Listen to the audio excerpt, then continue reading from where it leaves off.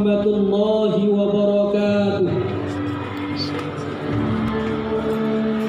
Wisudawati Dayah Madrasah Ulumul Quran Pagar Air Aceh angkatan ke-28 tahun ajaran 2021 kepada nama-nama yang disebutkan harap menaiki panggung.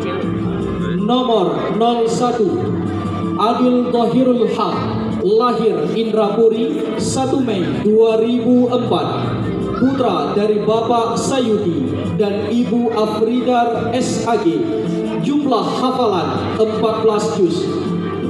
Nomor 02 atas nama Aidil Fitriada, lahir Banda Aceh 24 November 2003, putra dari Bapak Abdullah Syah dan Ibu Darmiati.